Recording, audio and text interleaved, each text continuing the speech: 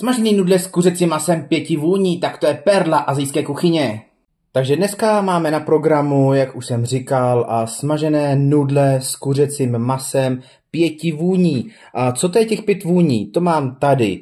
A to je kardamom, tady máme kardamom, je tam, tady máme badián, je tam celý pepř, fenikl, koriandr a to si společně tady rozemeleme. Ještě tam přidáme trošku celý z kořice.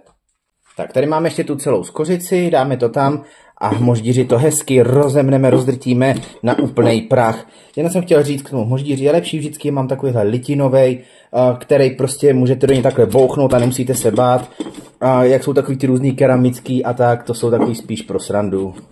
Už to máme takhle nadrcený, já to mám radši takový trochu nahrubo, ale kdo nemá hmoždíř, nemusí zoufat, protože tohle koření se dá koupit i běžně, prostě od nějakých výrobců, přímo se to jmenuje koření 5 vůní.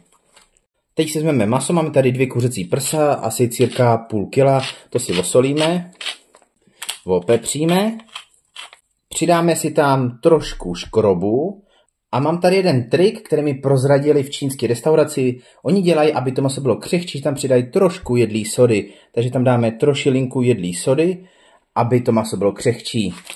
A teď to maso hezky promícháme a vrhneme se na opékání. Teď jsme si zapnuli obě plotínky, na jedný máme tady wokpánem, kam jsme si dali trochu oleje a přidáme si tam to naše kuřecí maso. A zprudka ho zarestujeme.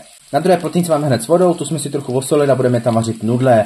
A my dáváme klasický vaječný nudle, které jsou trošku s příměsí pohánky.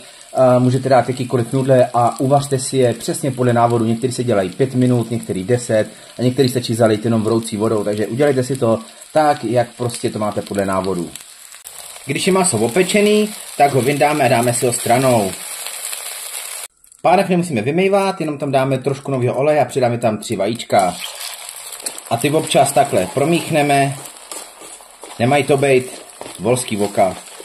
Když jsou ty vajíčka takhle jakoby už opečený, tak tam přidáme 3 mrkve nakrájené na tenký nudličky. Spolu s tím tam přidáme 1 paličku zázvoru, jeden ten palec takovej. A necháme chvilku společně opékat, aby ta mrkev změkla. Mrkev už změkla trošku, je taková na zkus a přidáme si tam 1 cibuli, nakrájenou na nějaký větší kousky. A můžeme i pórek, máme tady zhruba půlku pórku, dali jsme tu světlejší část.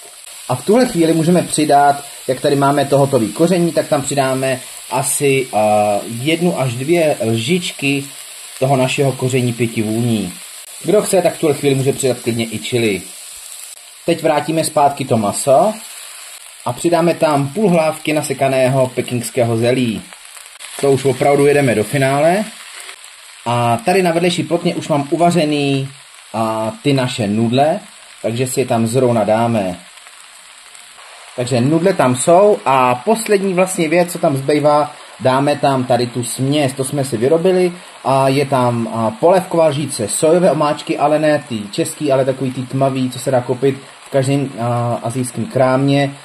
Je tam lžíce vlastně rýžového octa, lžíce rybí omáčky a lžíce ústřicové omáčky. A teď to pořádně společně hezky promícháme. A teď úplně na závěr se tam dá smažená cibulka. My jsme si ji nesmažili, dá se koupit takhle smažená a je to lepší, protože vlastně oni smažejí horkým vzduchem, tím pádem jakoby není tučná.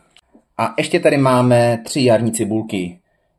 Tak, v tuhle chvíli vypneme plotínku, jenom to promícháme, necháme to chvilku, prostě minutku, jenom tak, jak se říká, nadechnout a můžeme servírovat. Tohle je rychlovka zený pánve, klidně to koření můžete nahradit, jak jsem říkal, kupovaným. Každopádně koukněte na recept, na žádný špeky.cz, dejte odběr nebo like, ale hlavně buďte fit.